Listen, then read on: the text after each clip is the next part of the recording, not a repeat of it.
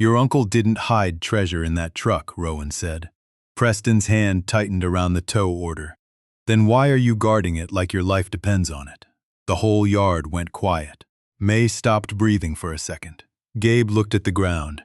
Ranger pressed his shoulder against Rowan's leg, steady as a promise. Rowan opened the false wall, and warm light spilled across the rusted floor. Because some things are worth more than money. Preston stepped into the hidden room, angry enough to take everything. 5 minutes later, he couldn't even look Rowan in the eye. To understand why, you need to know what Ranger found first.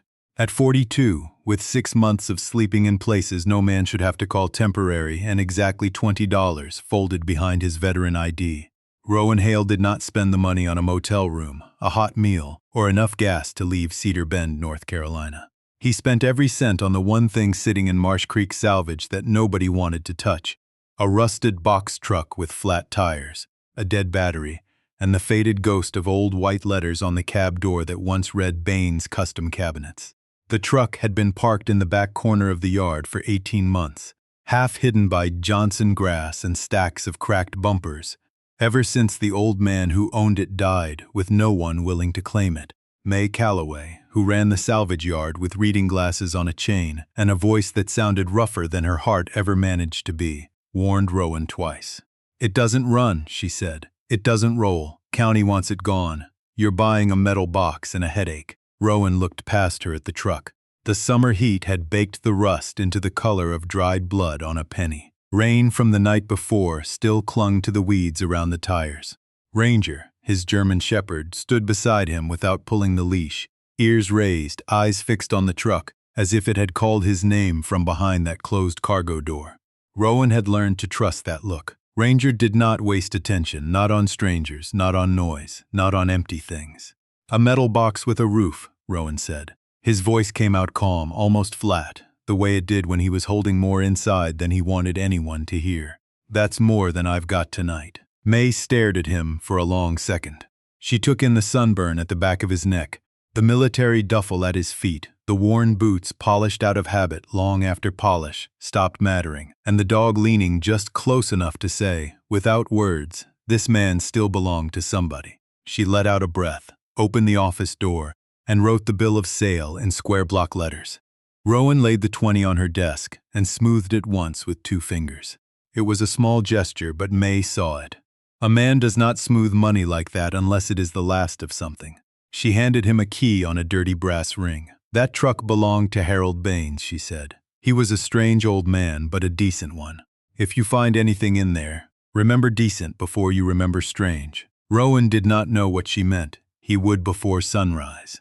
By dusk, the yard had gone quiet, except for the clicking of insects and the soft metal ticking of cars cooling under the late summer heat. Rowan dragged the cargo door up with his shoulder. Rust flakes came down like brown dust. Inside, the truck smelled of dry wood, old cedar, and sealed air. That was the first wrong thing. A truck left through 18 months of Carolina rain should have smelled damp. This one did not. The floor was worn smooth. The walls were plain boards, empty, dry, enough. Rowan stepped in, set his duffel down, and for the first time in months felt 4 walls stand between him and the open world. He was about to sit when Ranger moved. The dog crossed the cargo box slowly, nose low, then stopped at the front wall behind the cab. He pressed his muzzle to a seam near the floor and gave one low whine, not fear, not warning, a question. "Nothing there," Rowan said, but he was already measuring the space with his eyes. Outside, that box had looked longer. Inside, the front wall stood too close. 5 feet too close, maybe 6. Rowan's fingers moved over the boards until they found a bolt head sunk into the grain, disguised by dust and age. He touched it once. It turned too easily. Oiled, waiting. The wall loosened with a soft wooden sigh. Ranger went silent. Rowan pulled, and the panel opened inward into darkness that smelled warmer than the rest of the truck. He lifted his flashlight. Behind the false wall was not storage, not junk, not a thief's hiding place. It was a room. But to understand why a man like Rowan Hale could stand in a dead truck, staring into a hidden room, and feel less frightened than grateful, you have to understand what the last 6 months had taken from him, and what they had not managed to take. Rowan had served 12 years in the Army, most of them with a combat engineer unit that fixed what other people needed fixed before anyone asked whether it was possible. Bridges washed out by floodwater, generators coughing black smoke in the heat, roads chewed apart by heavy tires and bad weather. He had learned to read metal by touch, to hear a weak bearing before it failed, to smell bad fuel in an engine before the first turn of the key. Men like Rowan were useful when something broke in a place where nothing could wait. Back home, usefulness became harder to prove. Nobody said that outright. They thanked him for his service at gas stations. They gave him firm handshakes at job interviews. They looked at the line on his resume that said Army and nodded like it meant something. Then asked if he had recent civilian certification, recent local references, recent experience with their exact software. Recent was the word that kept shutting doors. Rowan had skills older and harder than any certificate, but the world had a clean way of making a man feel outdated without ever saying useless. He took warehouse shifts when he could get them. He fixed neighbors' mowers for cash.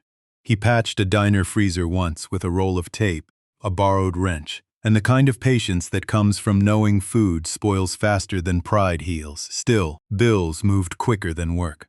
His apartment went first, then the pickup, after the transmission gave out near Raleigh, and the repair cost more than the truck was worth. By the time he reached Cedar Bend, everything he owned fit in a green duffel. 2 shirts, 1 clean pair of socks, a folded flag from a ceremony he never spoke about, a pocket knife, a small roll of tools, and a photo of Ranger from the day the dog first chose him. Ranger had come through a veteran support program 2 years earlier. Not as a cure, not as a miracle, just as a living creature who noticed when Rowan stopped noticing the room around him. The German Shepherd was broad in the chest, dark along the back, tan at the legs, with intelligent eyes that made strangers lower their voices. Ranger knew the sound of Rowan's breath changing before Rowan did. He knew when to press his weight against Rowan's knee. He knew when to stand between him and a crowd, not as a threat, only as a reminder. Here now, breathe. On bad nights, when Rowan slept in the open bed of an abandoned pickup behind a feed store, or under the awning of a closed tire shop, Ranger would curl against his ribs and keep one ear awake. Rowan fed the dog first, always. He told himself it was discipline, but it was love wearing a uniform, because love by itself felt too exposed. He had one rule left from the life before: he would not take pity. Work, yes, leftovers if he swept the floor. Coffee if he hauled scrap or changed a belt or tightened a pipe, but not pity. Pity made people look down while pretending to bend close. Respect looked a man in the eye and gave him something useful to do. That was why May's $20 truck mattered before he ever found the room. She had not rescued him. She had sold him something. A ruined thing, maybe. A headache, likely. But she had put a key in his hand and let him be a buyer, not a burden. In a town where nobody knew his history, where no one owed him a name or a chair or a second glance, that key felt heavier than kindness. It felt like proof. Rowan did not need the world to call him brave. He did not need speeches. He needed one dry floor, one honest task, and one night where Ranger did not have to sleep with rain on his back. So when the false wall opened and the hidden warmth breathed out of Harold Baines's old truck, Rowan did not think treasure. He thought shelter. He thought work.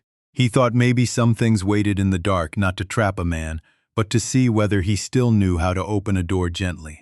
3 weeks before Ranger found the false wall, Rowan had first stepped into Marsh Creek Salvage because he needed shade and a place to think without being asked to move along.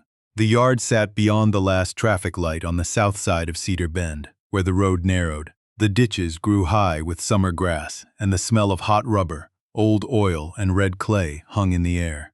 It was not pretty. It was useful, and Rowan had always trusted useful places more than polished ones.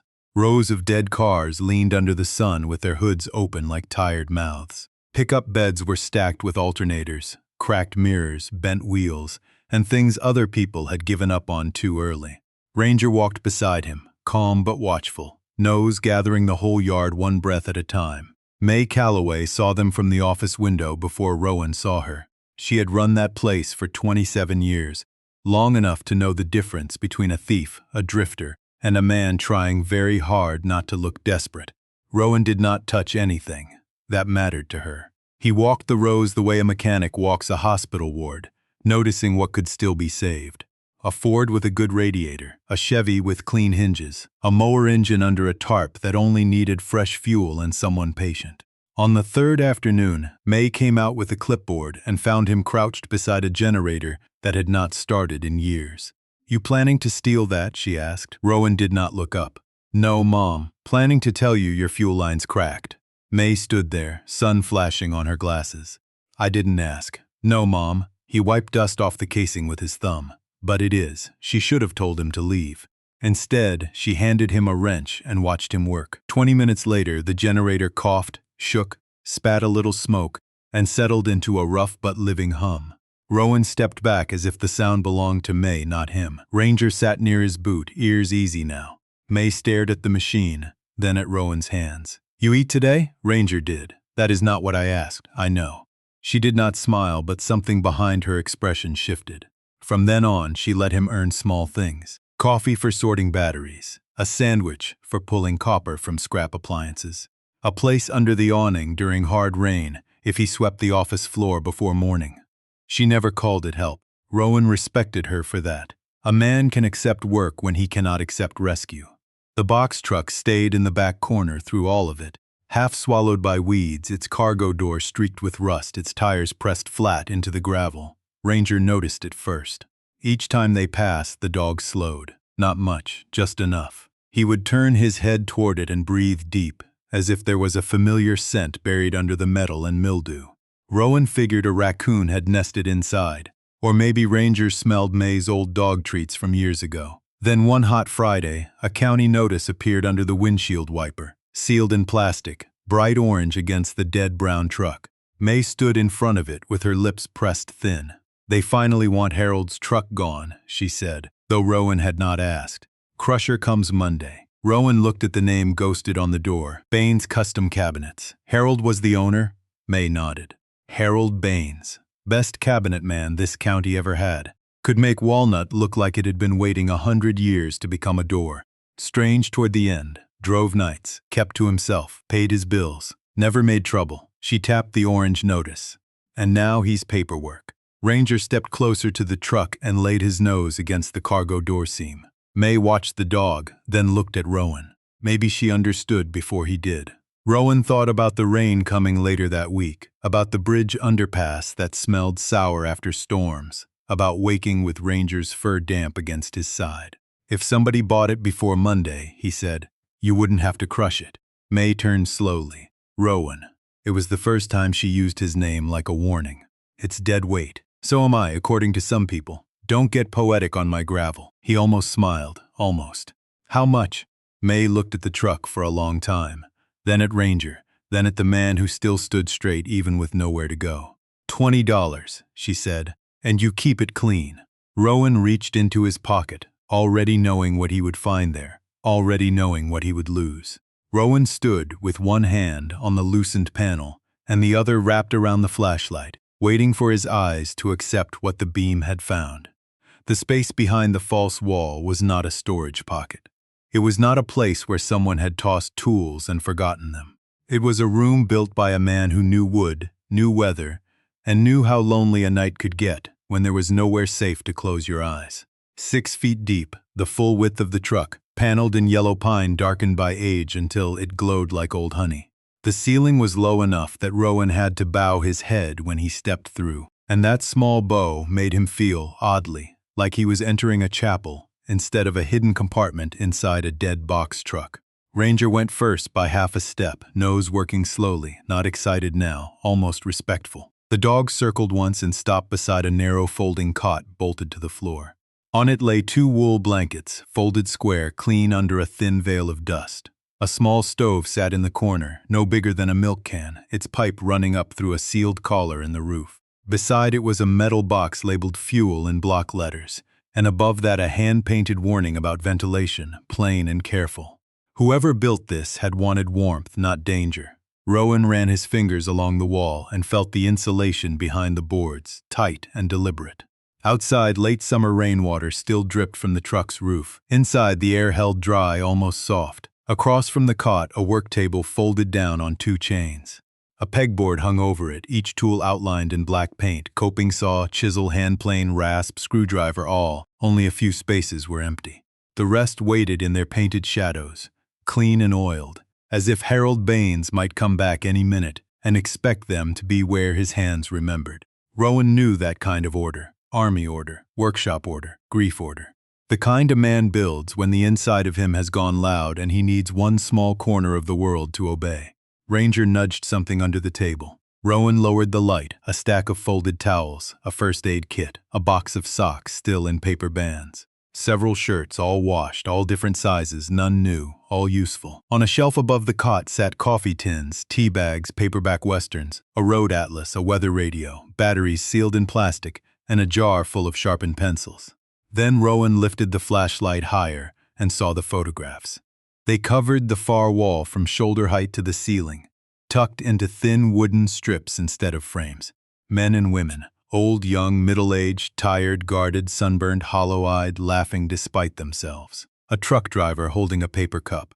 A woman in a mechanic's jacket standing beside a repaired alternator. A gray-bearded man asleep in a diner booth with one hand still around a fork. A veteran in a ball cap touching Ranger's younger muzzle. Under each photo, Harold had written a first name and a date. No labels, no judgments, just names, just proof that somebody had been seen. Rowan felt something shift behind his ribs, not quite pain and not quite relief. He had spent months trying not to be noticed because being noticed usually meant being moved along, measured, pitied, or corrected. But this wall was different. This wall did not expose anyone. It kept them. Above the cot, burned into a single smooth plank, were the words, "A truck is only a room that refuses to leave people behind." Rowan read them once, then again. Ranger climbed onto the cot with a tired grunt and laid his head against Rowan's thigh, as if the dog had known all along the room was not empty. Rowan sat beside him, flashlight resting in his hand, and listened to the rain ticking on the roof. For the first time in half a year, the sound did not mean he had to find cover. He was already inside it. Morning came wet and bright, the kind of late summer morning that turns gravel black and makes every dented hood in a salvage yard shine like it still has one useful day left in it. Rowan woke on the cot, with Ranger stretched along the floor below him, the hidden room quiet around them, the photographs watching without accusation. For a few seconds he did not move. He let himself feel the strange fact of having slept with a roof above him and a door he could open from the inside. Then his stomach reminded him what $20 had cost. He had no breakfast, no coffee, no gas, and no plan beyond not wasting what he had found. May was already in the office when he knocked, one hand around a mug, the other turning pages in a parts catalog she did not seem to be reading. She looked him over once. "You didn't sleep in the open," she said. "No, Mom. Stop calling me that. Makes me feel like a courthouse." Rowan nodded. May. The name felt awkward in his mouth, but she accepted it. He asked for work before she could offer anything else. That mattered. "I can sort tires, strip wire, check batteries, clean the east shed. I'm not asking for free." May watched him over the rim of her mug, and Rowan could tell she was deciding how to help without making it feel like help. Finally, she reached into a drawer and slid a blue plastic token across the desk. It had a lantern stamped on one side. "Blue Lantern Diner. Gus Miller owns it. You tell him May says feed you, and I'll settle it after you earn it." Rowan looked at the token but did not touch it right away. "An advance," May said, sharper than necessary. "Not charity. Don't make me explain simple business before coffee." Ranger rose at the word coffee as if he understood half of town ran on it. The diner sat 3 blocks from the yard, low and brick, with a sign shaped like a lantern and windows fogged from the griddle. Inside smelled of bacon grease, hot biscuits, dish soap, and burnt coffee in a way that made Rowan's throat tighten before hunger even reached him. Gus Miller stood behind the counter, broad-shouldered, white-haired, with sleeves rolled to the elbow and a towel over one shoulder. Rowan handed him the token. Gus looked at it, then at Rowan, then down at Ranger, waiting politely beside the door. The old man's face changed. "Not much." "Enough, that's Harold's dog," he said softly. Rowan's hand closed on the counter edge. "May said he stayed at the yard. He did after Harold passed. But that dog never really belonged to the yard." Gus pointed to a stool. "Sit, eggs, biscuits, coffee." Rowan almost said whatever was cheapest. Gus did not give him room. "All 3 then." He cooked without asking questions, and Rowan respected him for that. The plate came heavy, the coffee dark, the biscuit split and buttered. Rowan ate slowly at first, then faster despite himself. Gus leaned on the counter, eyes on Ranger, now lying beneath the stool like he had been there in another life. Harold Baines built half the kitchens in this county, Gus said. Cabinets, church pews, courthouse shelves. Hands steady enough to shave a door down by the width of a breath. He paused. Then his brother Samuel came home from service and never settled right. Harold tried, but he was a man with tools, not words. Samuel drifted out of reach. After that, Harold bought that box truck from a bakery going under and started driving nights. Rowan stopped chewing. Gus did not dress the story up. Harold had gone to truck stops, closed factories, hospital parking lots, roadside camps, anywhere people landed when pride and bad luck left them with nowhere clean to sit. He brought coffee, dry socks, a towel, a cot, a phone number, sometimes just silence. He never called it saving anybody, Gus said. Said a person doesn't need to be turned into a project just because life knocked the wind out of them. Said respect starts when you stop asking what's wrong with somebody and start asking what would help tonight. Rowan looked down at his plate because the room had gone blurry, in a way he did not want Gus to notice. Ranger pressed his head against Rowan's boot, steady as a hand. Rowan returned to the truck after breakfast with the blue diner token in his pocket and a heaviness under his ribs that had nothing to do with food. Gus had not made Harold sound like a saint. That was what stayed with him. Harold had been stubborn, private, short on words, probably hard to thank and harder to understand. But he had built a room anyway. He had driven it anyway. A man did not have to know how to explain mercy to practice it with both hands. Back in the hidden room, Ranger went straight to the cot and settled with his chin on his paws, watching Rowan as if the dog had been waiting for him to catch up. The rain had stopped, and late sunlight came in through the half-open cargo door, thin and gold, touching the pine walls in strips. Rowan lowered the fold-down table, and that was when he noticed the drawer beneath it. It had no handle, just a small notch cut cleanly into the underside. He pulled. The drawer slid open smoother than anything on that truck had a right to move. Inside lay 3 cloth-bound ledger books, dark green, their corners softened from years of use. Rowan touched the top one before opening it, the way a person touches a closed door in someone else's house. He felt for a second that he should ask permission. Then Ranger gave a small breath through his nose, impatient and gentle all at once. Rowan opened the first book. Harold's handwriting was square, steady, and plain. No drama, no sermons, just dates, places, names when people gave them, and what had been needed. Man at old way station, wouldn't give name, took coffee after 20 minutes. Left blanket folded by sunrise, another entry. Woman outside VA clinic. Needed clean shirt before interview, gave blue one. She fixed the loose latch on the cabinet before she left, good hands. Page after page carried the same quiet pattern. A closed factory loading dock, a hospital parking lot, the river bridge, a rest stop beyond Route 9, coffee, socks, a phone call, a ride to a clinic, a repaired boot sole, a night on the cot with no questions asked. What struck Rowan hardest was what Harold did not write. He did not write lazy. He did not write drunk. He did not write crazy, broken, hopeless nuisance or failure. He wrote tired, he wrote proud, he wrote not ready, he wrote try again tomorrow. Rowan sat down slowly, the book open on his knees, and felt shame rise in him for the way he had spoken to himself these last months. Harder than anyone else had. Crueler, maybe. Harold's pages made room for people without shrinking them first. On the inside cover of the second ledger, a sentence had been underlined twice. A person is not a problem to solve. A person is a door you knock on gently. Rowan read it until the words stopped being words and became something closer to instruction. In the third ledger, the handwriting had begun to shake a little. The dates were recent enough to make the room feel suddenly less like history and more like unfinished work. The final pages circled one name, Gabe Turner. Former service, maybe late 30s. Southway Station. Ranger got close, I did not. 2 nights later, left coffee. He moved it farther away before drinking. That still counts.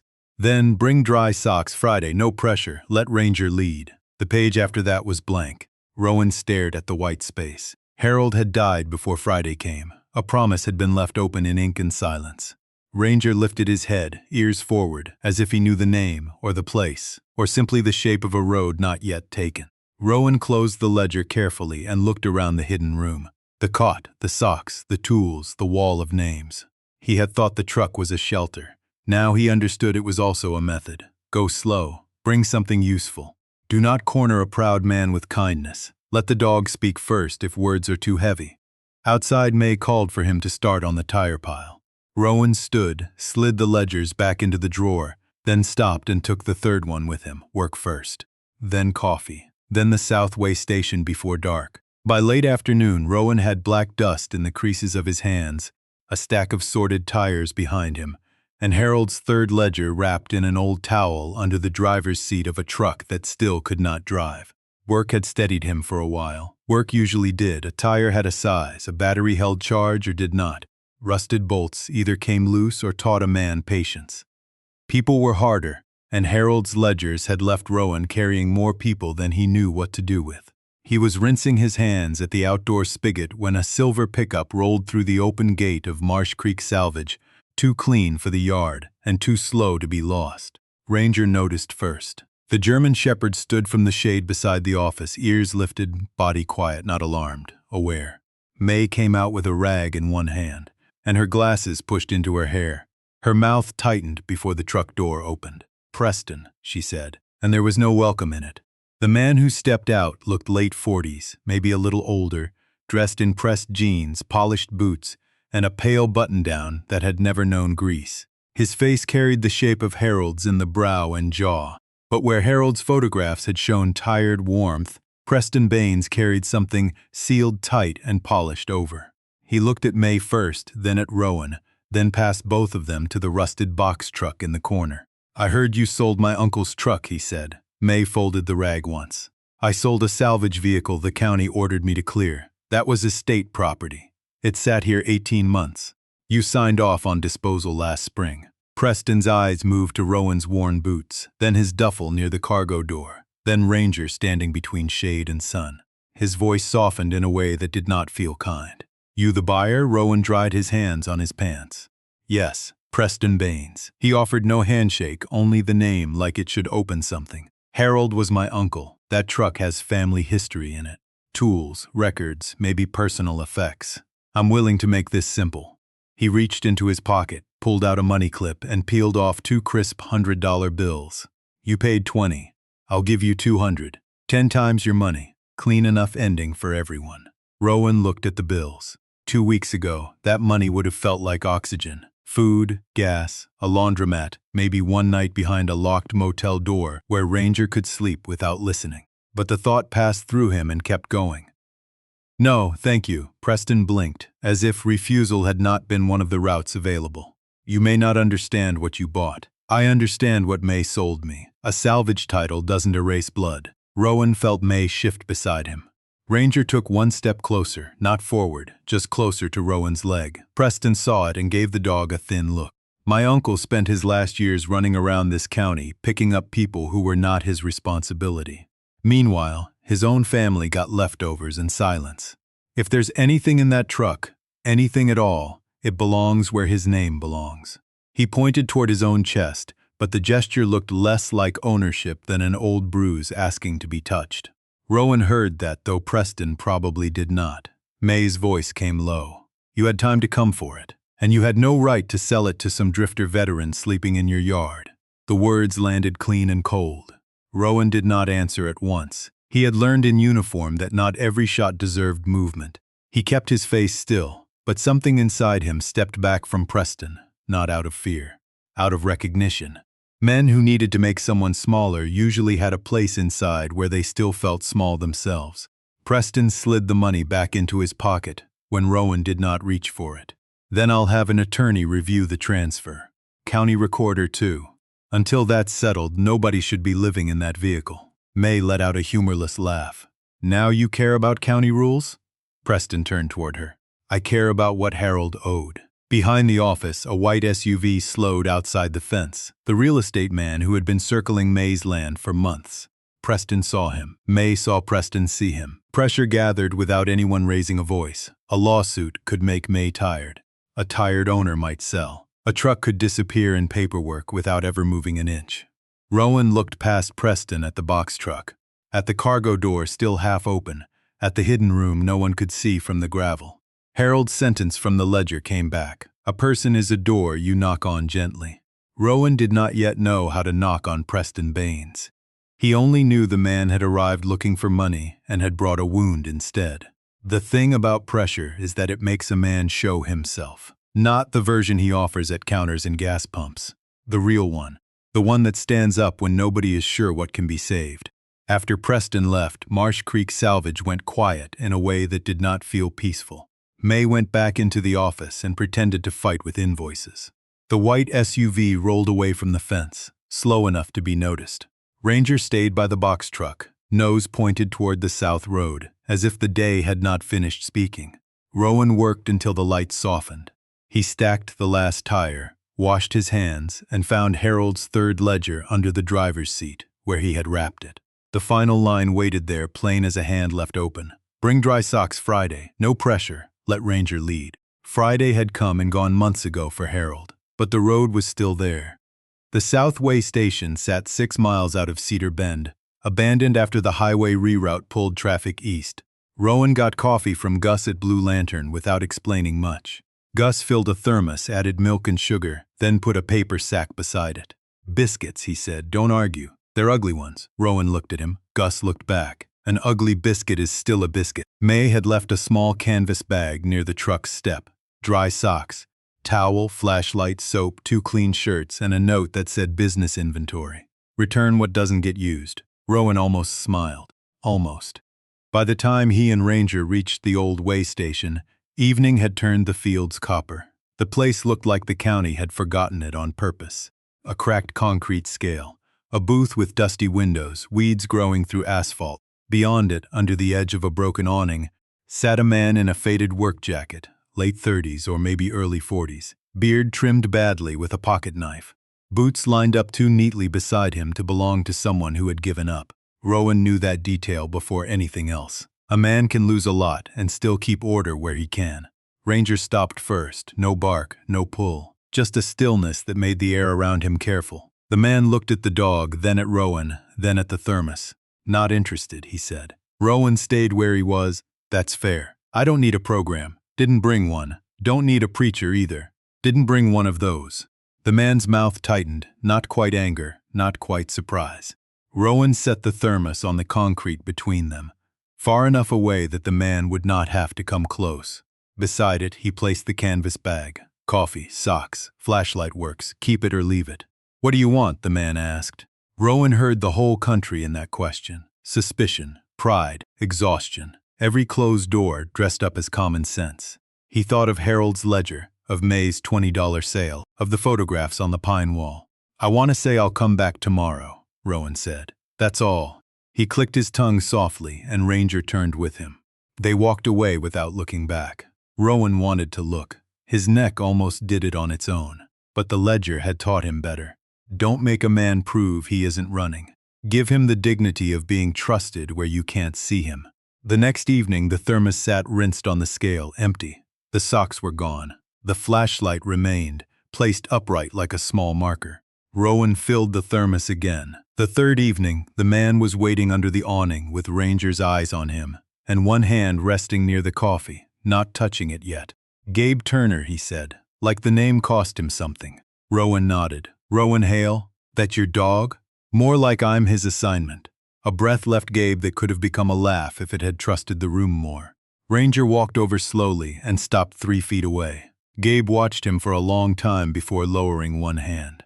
Ranger stepped in and pressed his head under the man's palm. Nothing dramatic happened. The sky did not open. No music played. A tired man touched a steady dog, and his shoulders dropped half an inch. That was enough for one night.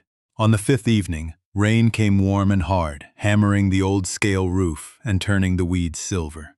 Gabe stood with the thermos in both hands while Rowan told him about Harold's truck. Not the whole story, just the useful part. There's a room, Rowan said, dry. Door opens from inside, no questions before coffee. No papers before sleep.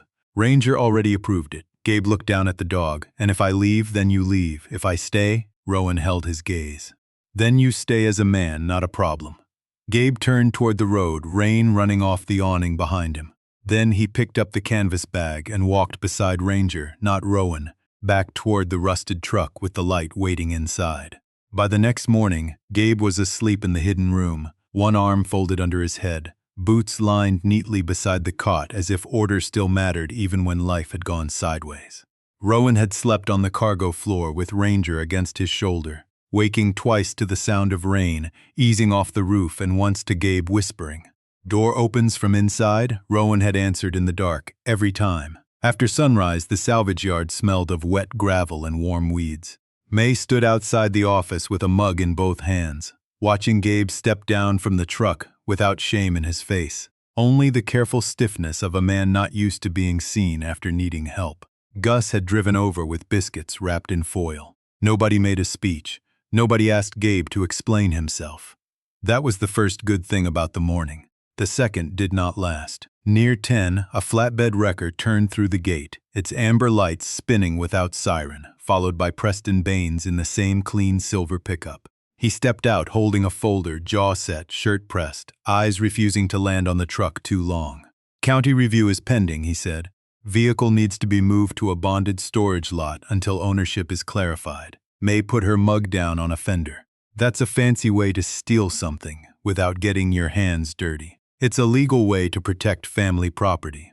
Preston looked at Rowan. "You can collect your belongings." Gabe stood near the cargo door, silent. Ranger moved beside Rowan and sat calm as a stone marker.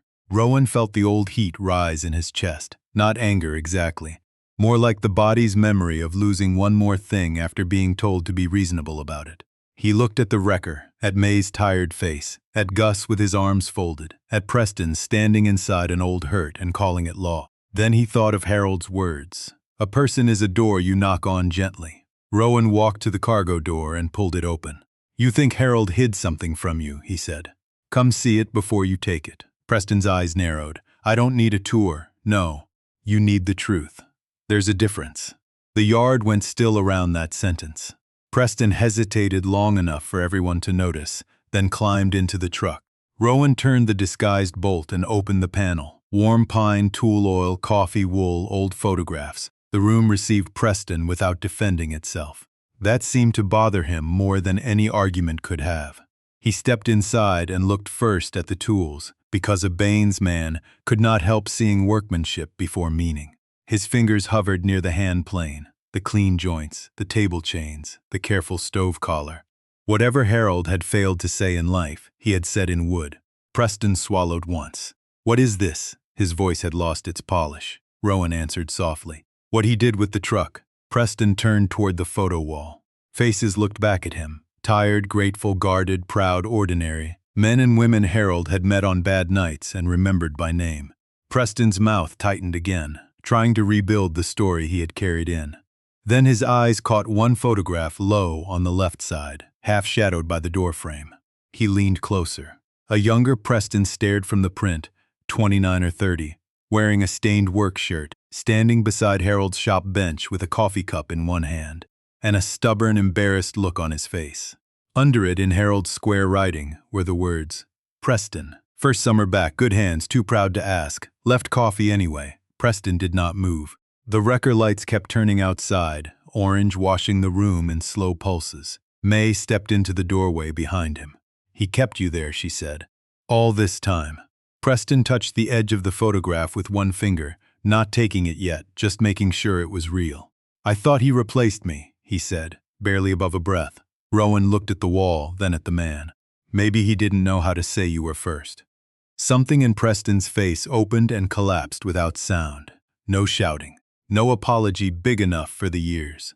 Just a man discovering that the debt he wanted paid had already been paid in the only language his uncle knew. 10 minutes later, Preston told the wrecker driver to leave. That night, after the wrecker left and Preston drove away without looking back at the yard, the box truck seemed quieter than before, as if even the metal had been holding its breath. Gabe slept on the cot again. Not deeply, not yet, but with his boots under the table and one hand resting near the edge of the blanket, close enough to remind himself the door still opened from inside. Rowan sat on the cargo floor with his back against the pine wall, and Ranger stretched across his legs. The German shepherd gave a tired sigh. the kind that said the world had asked enough of him for one day.